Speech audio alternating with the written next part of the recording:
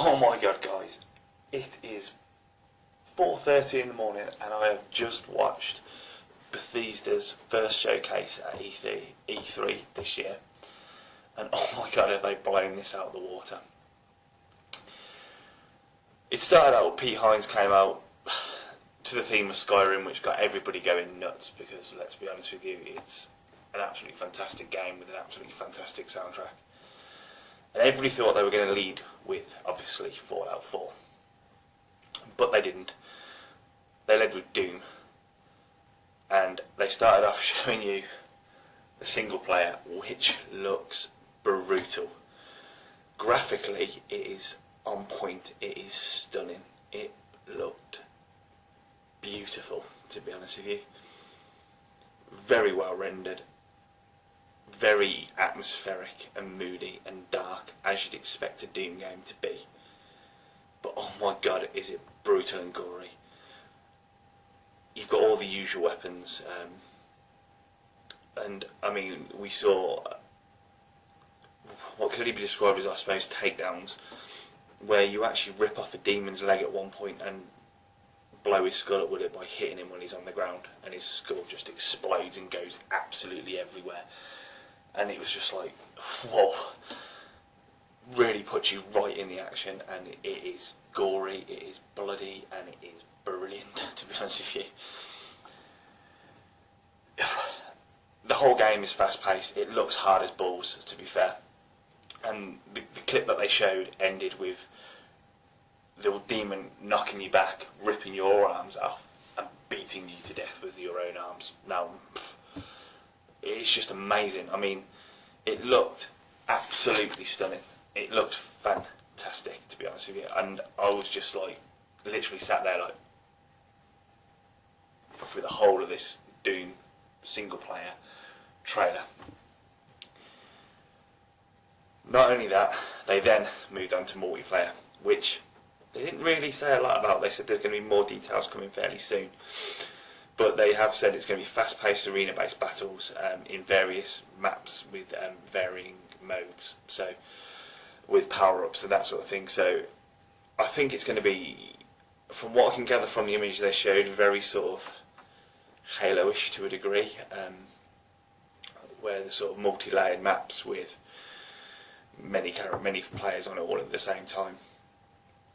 And it looked, again, graphically stunning and brutal again. From the clip they showed, they didn't show a lot, so that's all they showed realistically on that. But one thing that does excite me about the multiplayer here is something that they're calling Doom Snap Map.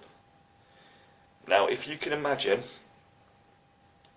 Little Big Planet, but for Doom, this is pretty much what you've got. You can build your own maps by literally snapping areas on. They showed like a graphic where you could snap different rooms on and make different maps, and the possibilities are endless.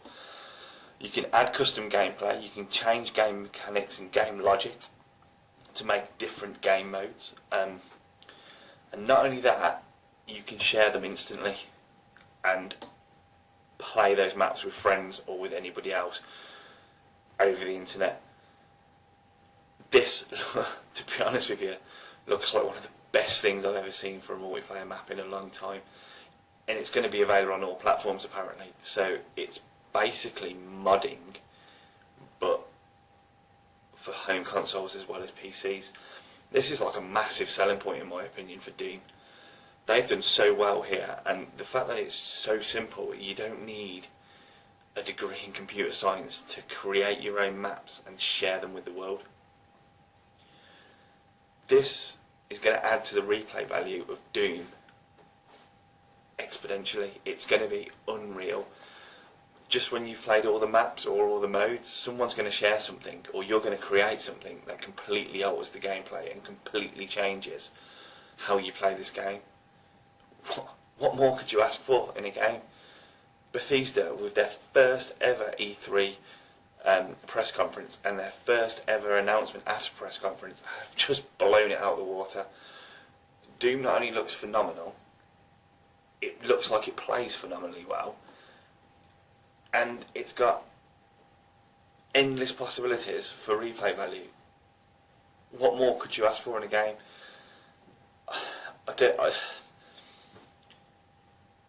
it's going to be value for money for the simple reason being you'll be playing this in 5 or 6 years' time, no doubt about it. I just don't believe there's anything out there that at the moment will rival what they've done with Doom Snap Map and Doom multiplayer.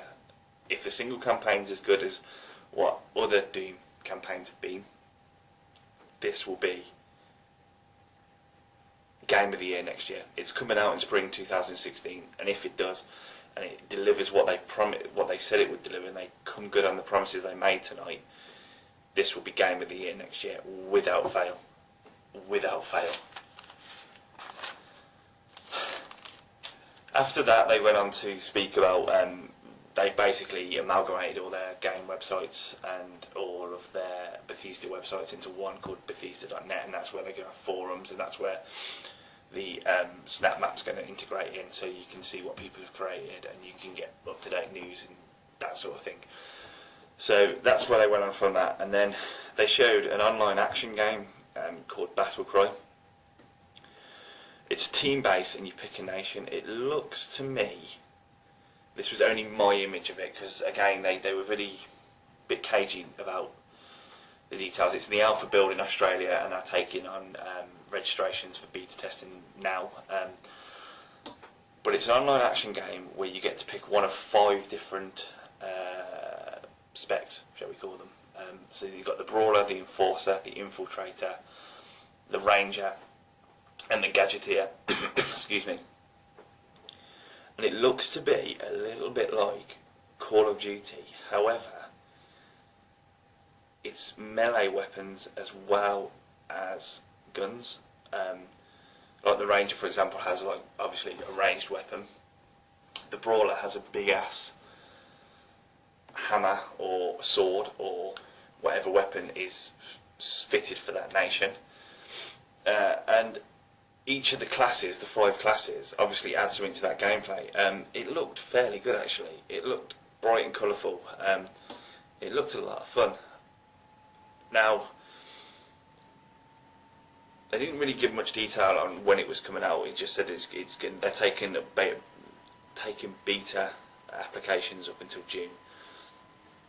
But it does look a lot of fun, and it was sort of, you could see where they were trying to go with it, and it could potentially be a really fun online game. So I'm looking forward to getting a bit more information on that, if I'm honest with you. Now, it was already leaked online about Dishonored 2 being announced at this year's E3. That was leaked way before the actual announcement came, but they did come out with it. And they showed that this time you're going to have a choice of character, so you can play as male or female by the looks of it, and each character's going to have unique gadgets and weapons that are unique to that character from what they've said. And basically it's just much of the sameness as the last one. The kingdom's in trouble again, and you've got to go out and save the kingdom. So yeah, it looked a marked improvement on the first one. Again, graphically sound, as we all expect with Bethesda's games. They are beautiful to look at and stunningly fun to play. But not only have they announced Dishonored 2, they're also doing the Dishonored Definitive Edition for the Xbox One and PS4, which is basically the original game with enhanced graphics, so basically remastered graphics, but it's going to include all the DLC from the original game. So that's coming in autumn. I mean, I'm a bit on the fence with remakes and remasters, but I kind of understand there's a need in the marketplace for them for those who haven't played the original game and don't own the older consoles. But I kind of think that it's alright for older games, sort of PS2 and Xbox era, but for stuff that came out last gen, do we really need a remake or a remaster? But then that's for another video. but Dishonored 2 did look good. They then showed clips of Elder Scrolls Online Tamriel Unlimited, basically just to support the launch on Xbox One and PS4, and the fact that it's gone free to play on PC. Again, stunning looking game. Not a lot to say about it. I mean, it's already been released. It was just really, you could see what they were doing. They were just sort of showing that they're going to be supporting it through the next year. It looks to me there's going to be some more DLC coming down for that, and whether, I imagine that's going to be premium DLC. We'll have to wait and see. But what they have released is Elder Scrolls Legend, which is a strategy card game. Looks to be, from what I can gather, a bit like Magic the Gathering, but it's going to be free to play. And they said it's going to be released on the iPad and PC, so I imagine it's going through the Apple Store only, so it's not available on Android, but you can apparently play it on PC, and that's going to be completely free to play. And it's just something to support and complement Elder Scrolls. So, be interested to see how that plays out and what that's like. I do like strategy card games. Have played Magic in the past, so yeah, could be a something to look out for, and something I'm going to try out. To be honest with you, it's just something to play when I'm commuting or when I'm just chilling out, doing not got the PC or the console, and just something I can just play. So again, like I said with the Elder Scrolls stuff, they sort of bypassed that because everyone was waiting for the big announcement, the more news on, obviously, their premium game for the next year, Fallout 4. And oh my god, I wasn't a big Fallout 3 fan. I do own it, have played it, but I wasn't a big fan. I was more Skyrim. That was the game I played. Todd Howard came out and explained it all, and this game looks the dogs. There's no way to say it. The game starts this time before the bombs fell, and the character creation screen is so innovative. It's unbelievable. You're stood in front of a mirror, and there's no sliders. You just click on the bit you want to change, and that changes your face, your complexion, your eye colour, your skin colour, your tone, your age, everything just gets sculpted in the mirror, and you can play as a male or female character this time, and you have to design them both from what they've shown to lead the story on, but you pick which one you want to play as. And what they also do is, depending on the features you pick for both the two characters, the male and the female character, because you are a family, they generate a baby based on what you've created between the two. So really clever, really innovative, and it's kind of one of those things, I think, where the first time you play Fallout 4 you'll spend an hour in front of that mirror, and then after that you'll just move on and just get past it. But it looks amazing, to be fair. Game moves on a little bit, and the sirens go off, and you all head for the vault. And then it cut to a scene, and the nuclear bombs had been dropped, and that's where it cut. And he said he wasn't going to spoil anything about how it moves on from there, but things happen. And basically, you are the sole survivor of Vault 111, but it's 200 years into the future. Now, like all Fallout games, you have the freedom to do what you want and go where you want and do anything you want. Basically, it's completely free. You don't have to play, whether it's going to have a guided story like Fallout 3 did. Well, not a guided story, but you were kind of had quests, that sort of thing. I'd imagine there's still stuff like that to do, but they didn't really go into that. But you do pick up a dog in this one, and you basically could just command him like you would. And then again, you point to an area on the map, and you click on the screen. You press a button, and you command him to go there. Or if there's something you want him to fetch, he'll fetch it for you. and for the first time they've got a layered armor system. So that's going to be interesting, because it's going to mean you can really customise that character and make him your own, and do different things with the armours, that sort of thing. The Pip-Boys have been changed slightly from Fallout 3. This time it's actually got built-in games on the in-game screen. Fairly few look like a bit like a retro game, very much like a Donkey Kong rip-off and a Defender rip-off, but again, it's just something to do in the game, isn't it, when you get a bit bored, and it just adds to the effect. What they have announced is possibly one of the reasons I'm going to pre-order this game. Now, I never pre-order games, and I certainly never pay for the collector's editions of games, but oh my god, they have made a Pip-Boy that you can stick your phone in, that comes with an app that runs your stats and works as a second screen, from what I can gather, and it just looks amazing. Even if the app that they create doesn't run as a second screen onto your character, so you can't put it on your arm and play with it as you're in the game rather than pausing it, it doesn't matter, it looks goddamn cool, and that's what I want. I actually want that. So I'm going to be looking out for pre-ordering the collector's edition on Amazon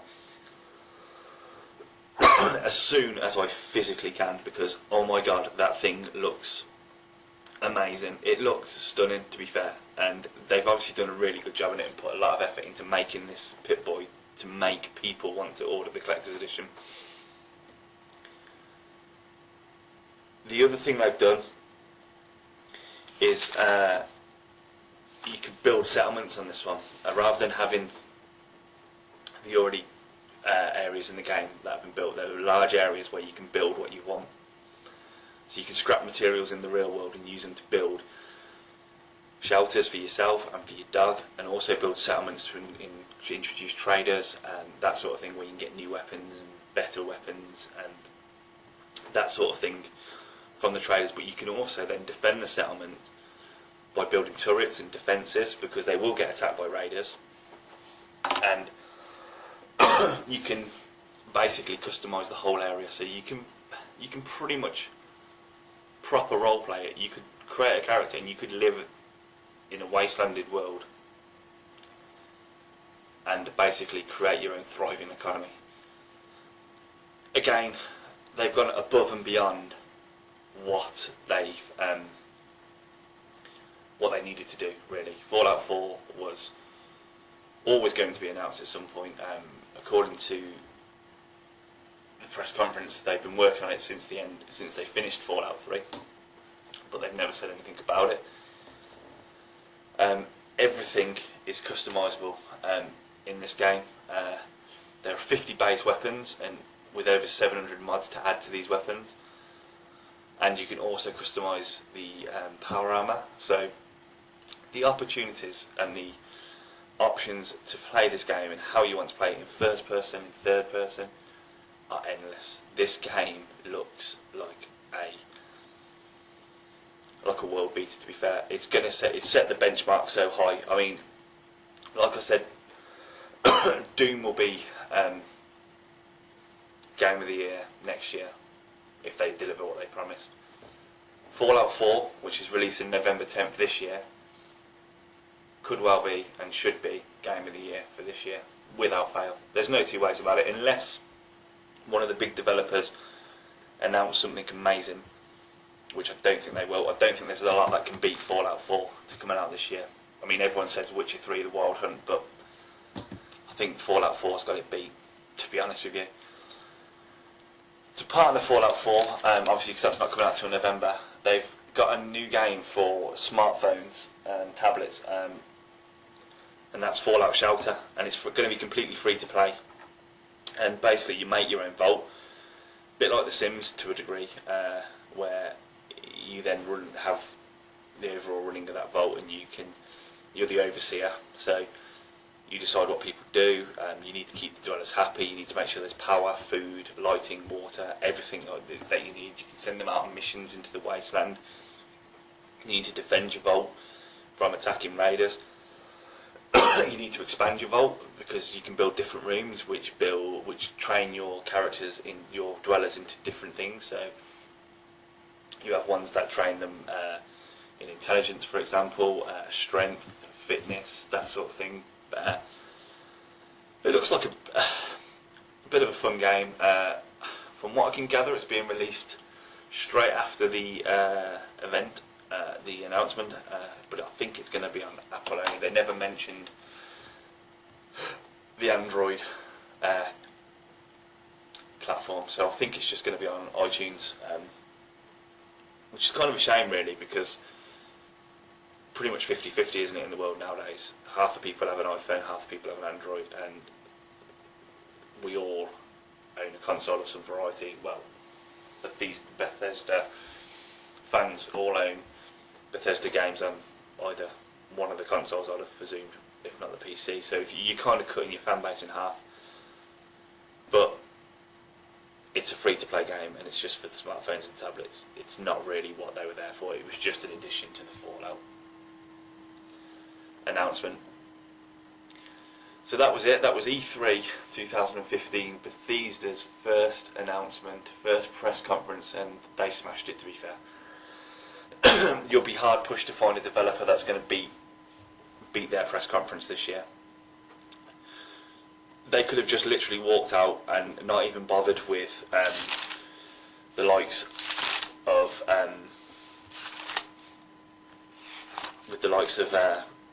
Elder Scrolls Online, Dishonored 2, and Battlecry. They could have literally just did 50-50 on Doom and Fallout 4 and still would have won the day. These two games look so good, it's unreal, and I implore all of you to, if you haven't seen Bethesda's, if you weren't stupid enough to stay up and watch it like I was, because I was really excited to see Doom, to be fair, to actually watch it. It's such a good press conference. It's really set up the week for E3. Unbelievable how much they've crammed into that short space of time and how good it looks. And I'm so excited for Doom. I still haven't gone next gen yet in terms of a console, and my initial thought was I was going to get a Wii U for the likes of Smash Bros, Zelda, Mario Kart, that sort of thing, solely based on the Bethesda announcement. Definitely going to be a PS4 or an Xbox One, depending on what gets announced at the Sony and the Microsoft press conferences. So guys, that's my roundup of the Bethesda announcements. If you watched it, let me know what you think in the comments below. Let me know what you thought of Doom and Fallout 4, and also obviously the other games that are announced. Also, as usual guys, don't forget to like, comment, share and subscribe, or if you want to chat about what's gone on Bethesda, my links to social media are in the description box below. So yeah, really tired, really excited for the rest of the E3 press conference. See what's coming up. Really hoping for a bit more surprises like we got with the Doom snap map and that sort of thing. Stuff that will, from other developers and other companies. I don't know. I'm really excited. I mean, last year was good. This year's shaping up to be a lot better at E3. So until next time, guys. Take care.